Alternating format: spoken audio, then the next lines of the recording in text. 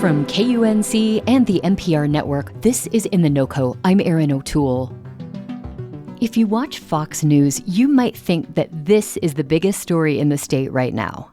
A Colorado apartment building overrun by an armed group of men who local officials say are members of the dangerous Venezuelan gang Tren de Aragua. Residents are understandably terrified.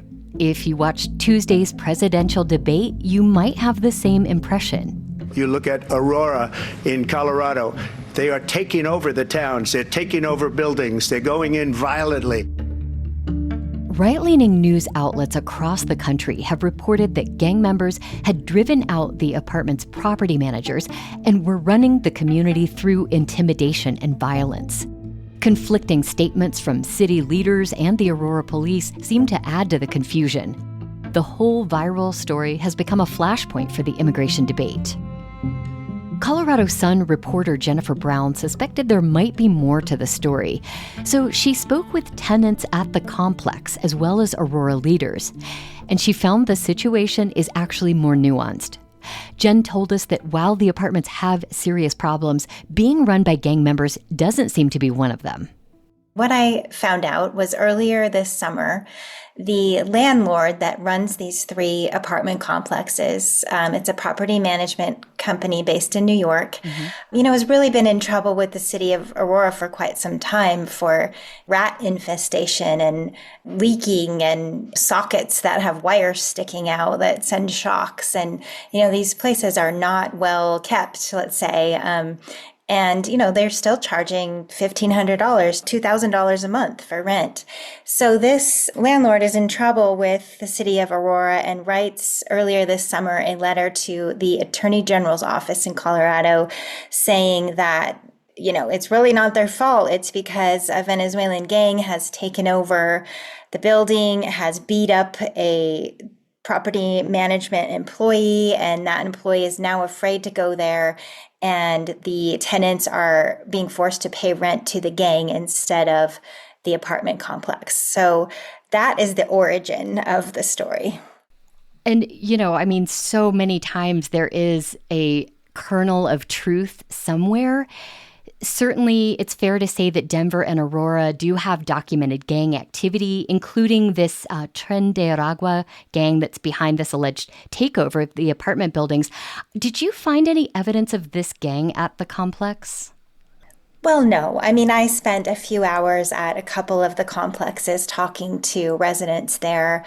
There certainly has been for a long time, like you said, gang activity in Aurora. One report from last year said that there were 36 known gangs that were operating in that city. So there is a presence of Tren de Aragua in Aurora. The police department said, they're aware of 10 people in their city with links to that gang, a couple of whom have been arrested for other issues that aren't related to anything we're talking about in terms of taking over an apartment building. And it's hard to say. I saw a lot of things at the complex and heard stories of residents. There's that video circulating from a tenant that shows some men with guns trying to get into an apartment. Right. But we don't know who those men are in the video. No one has verified that. And we also have the police chief of Aurora saying no gang has taken over an apartment. Jennifer, many of the residents that you spoke with say they don't feel safe in their homes anymore. What is life like for them right now? Well, really it was hard to begin with, right? They journeyed to this country for months. They are trying to find work. They wish they had work permits. They're doing hard jobs like looking for daily construction work or, selling flowers on the street to have their rent money. And they feel fighting with their landlord to get all of these maintenance issues fixed. Well, then when the landlord, brought up the Venezuelan gang issue, it really set off like wildfire. The council people in Aurora were talking about it, the mayor of Aurora, even it went all the way to President Donald Trump saying, something like the whole city of Aurora has been taken over by Venezuelan gangs. And then what happened is a backlash against these people who have received xenophobic texts and racist slurs yelled out the window as they drive by in vehicles. And they feel very scared, the ones I talk to. In your story, you kind of mentioned one of the residents telling you that people were, standing outside filming or driving by and filming the apartment complex on their phones. That's got to be so difficult.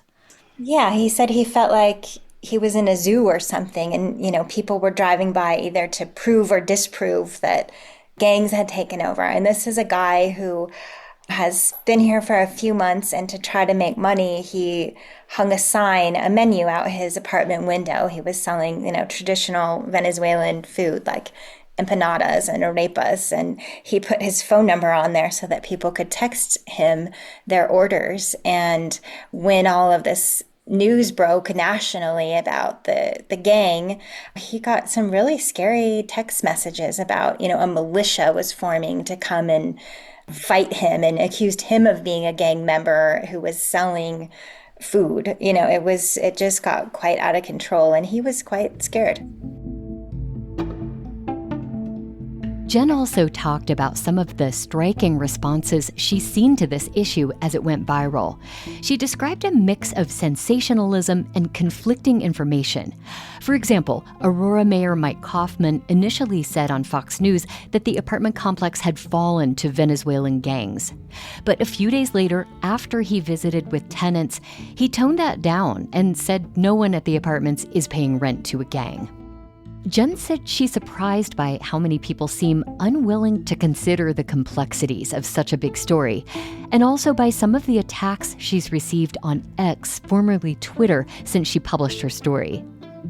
My feed on X the last week has just been kind of insane. The messages that now are, targeted at me, for even writing a story that tries to delve into a different, more nuanced version of events. What has stood out to you about the reaction to your story since it came out?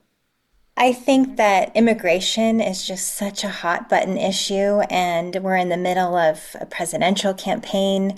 It's a huge part of that campaign nationally, and I think that it just really stood out to me how one side or the other wants to grab onto any nugget of news they could see that would prove their point. And it's quite shocking how little some people want to understand the full story. They want to either say that Venezuelan gangs have taken over Aurora, or that this isn't a problem at all. It's always in the gray area, but you have to be patient and take a minute and look at it.